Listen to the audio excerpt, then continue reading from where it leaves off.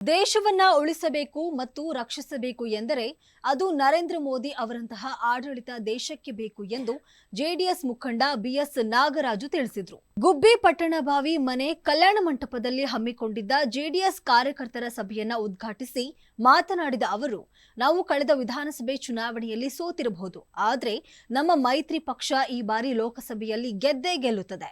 ಪ್ರತಿಯೊಬ್ಬ ಜೆಡಿಎಸ್ ಕಾರ್ಯಕರ್ತರು ಸಹ ಮಾಜಿ ಪ್ರಧಾನಿ ದೇವೇಗೌಡರು ಹಾಗೂ ಮಾಜಿ ಮುಖ್ಯಮಂತ್ರಿ ಕುಮಾರಸ್ವಾಮಿ ಅವರ ಕೈ ಬಲಪಡಿಸಬೇಕಾದರೆ ಗುಬ್ಬಿ ವಿಧಾನಸಭಾ ಕ್ಷೇತ್ರದಲ್ಲಿ ಅತಿ ಹೆಚ್ಚು ಮತಗಳನ್ನ ಮೈತ್ರಿ ಅಭ್ಯರ್ಥಿ ವಿ ಸೋಮಣ್ಣ ಅವರಿಗೆ ನೀಡಬೇಕು ಎಂದು ತಿಳಿಸಿದರು.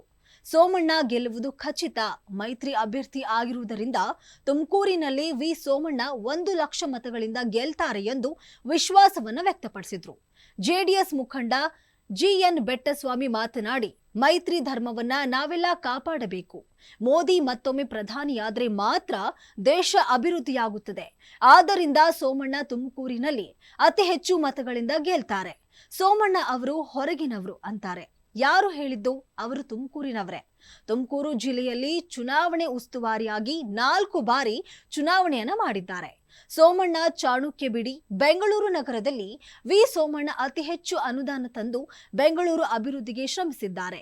ಮೈತ್ರಿ ಅಭ್ಯರ್ಥಿ ಸೋಮಣ್ಣ ಗೆಲುವು ತುಮಕೂರಿನಲ್ಲಿ ಇತಿಹಾಸ ಸೃಷ್ಟಿಸಬೇಕು ಎಂದು ತಿಳಿಸಿದರು. ಇದೇ ಸಂದರ್ಭದಲ್ಲಿ ತಾಲೂಕು ಜೆಡಿಎಸ್ ಅಧ್ಯಕ್ಷ ಚಿಕ್ಕವೀರಯ್ಯ, ಮುಖಂಡರಾದ ಕಳ್ಳಿಪಾಳ್ಯ ಲೋಕೇಶ್, ಹೊನ್ನಗಿರಿಗೌಡ, ಯೋಗಾನಂದ ಕುಮಾರ್, ಸುರೇಶ್ ಗೌಡ, ಶಿವಲಿಂಗಯ್ಯ, ಸಿದ್ದಗಂಗಮ್ಮ ಹಾಗೂ ಕಾರ್ಯಕರ್ತರು ಇದ್ದರು.